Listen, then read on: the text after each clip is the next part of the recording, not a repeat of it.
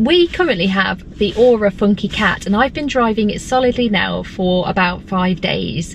I'm just off for a drive, and before I do, I'm just going to turn off the emergency steering function again for probably about the 50th time since we've had this car. Anyway, I'm going to give you a bit of a rundown on the things I like and don't like about it. I will see you in a little while.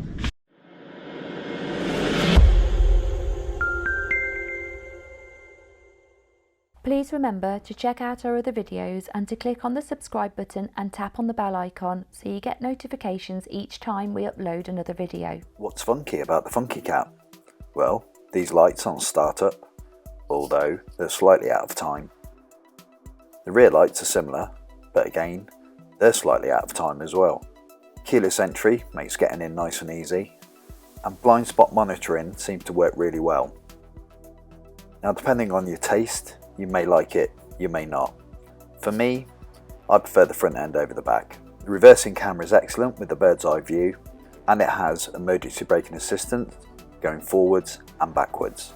And the Ora will retain the efficiency that it specifies, easily achieving 4 miles per kilowatt hour and over.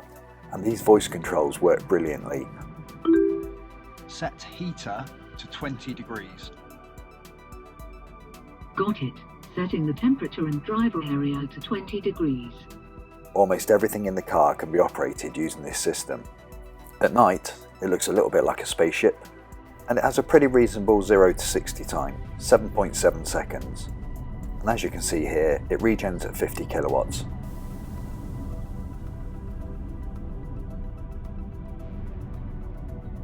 Driving at night, it's well lit and it doesn't dazzle you too much. The headlights are excellent and give you a clear view of the road ahead. However, looking out the back at night, every time the third brake light's illuminated, it glares out the rear screen from light bleed. Just a quick positive I've thought about. Turning circle. Turning circle is actually really good, and it's easy to park. You've got really good reversing cameras, and I think if you were mainly driving in a city and you were needing to park in tight spaces, then this would be quite a good car for that. It also has a funky little camera which, when you go around a corner, it shows you the side of the car going round the corner. So, you know, I'd like to think that that could be helpful if you're somebody who likes to clip curbs. Been driving the Ora Funky Cat now for about 5 days, and we've shown it to a lot of people, and the overwhelming view from people is they think it looks really nice. We've had Mini, we've had Beetle, we've had squashed Porsche, we've had Model 3, MG. I don't think anyone said MG that looks like the MG, but yeah, do you think it does? No, but we had an MG before, but the difference is like the MG because it's the same length as the MG and it's the same shape. Okay, interesting view. I think the looks for me, I think that it does look really nice. It's got a very unique look to it, and I think some people are going to love it, but I think it could be a bit of a Marmite car. Personally, I probably wouldn't choose it. Maybe 20 years ago I might have done, but now I wouldn't. The build quality is exceptional. Interior, exterior, the panel gaps. It is built really, really nicely. Again, for me, the interior isn't really my cup of tea. I wouldn't choose this. But cup of tea isn't when you don't like it. No. But a lot of people have said they love it. My mum absolutely loved it, and my friend Emily said that this would be the exact car that her mum would choose, and a lot of the reason for that was the interior. So it is one of those things, I think you either love it or you hate it. Another really big positive is that it's really efficient. Over 300 miles we've been getting 4 miles per kilowatt hour, which is excellent, and it drives really nicely. Like if you're doing a nice long drive, we've done a couple of longer drives, motorway drives, and once you've got going, it's a really nice drive. The suspension feels good, it's not hard, it's not too soft, it's just nice. So negatives, let's talk about the boot.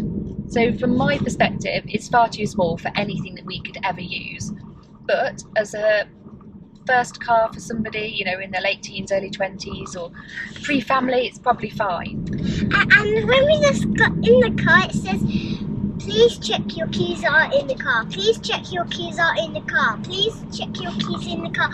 Every single time. Yeah, that is quite irritating because the key was in the car. So there's just, It's actually to lift it up and then it stopped. That's right. So there's a feature when These you... are the keys. Yeah. There's a feature when you open the doors that it repeatedly... Hang on. That it repeatedly tells you to check the keys are in the car. But the keys are in the car. The Funky Cat has a feature where it corrects your steering if it thinks you're going to drive off the road. But it happens quite often, and I'm nowhere near driving off the road. It's really irritating, and it's in the same way disconcerting in the way that I find lane keep assist. The most irritating thing about it is that you can't turn, it doesn't stay turned off. So you turn it off, then you get out the car, restart the car, and you then have to press the button, go into the infotainment system again and turn it off again each time.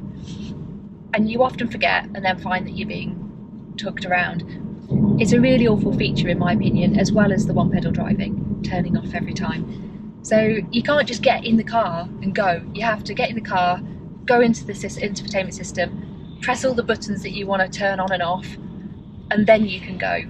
It's just frustrating. So the drive selector, they've just tried to be too cool with it, and it freewheels, so you lose your mental position. So with other drive selectors that are similar to this one, you flick it one way, you flick it another way, and there's just a few positions. But on this one there seems to be loads, and there have been occasions where I've been spinning it and it's not been going in to either reverse or to drive, and it's really frustrating.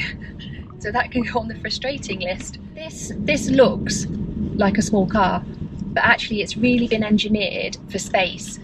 The leg room in the back is amazing. Even with the front seats pushed right back, you've still got a really decent leg and headroom. Yeah.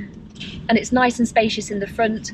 I think because of that you lose space in the boot. So it depends what your priorities are. If you're just going to be zipping around and you don't need a massive boot because you're not going on holiday, or then this will probably work for you.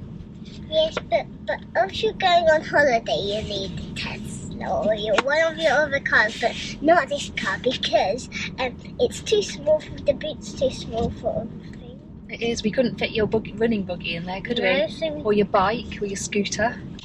In terms of price, this particular car is $32,790, and that's got an £800 paint option as well. It's just too expensive. Again, it's just too much money, and I think if you read anything about the Funky Cat, most people are saying the same thing. So the question I always ask myself is, would I have one? And in this case, I wouldn't. Sometimes I and ah when I'm doing reviews, and I think me and James are both the same. We'll be like, well, there's this positive and there's this negative, but it wouldn't stop me having it. But in this case, there's too many things which I couldn't cope with on a day-to-day basis, and it would stop me wanting to have one, and the price. So no, I don't think I would.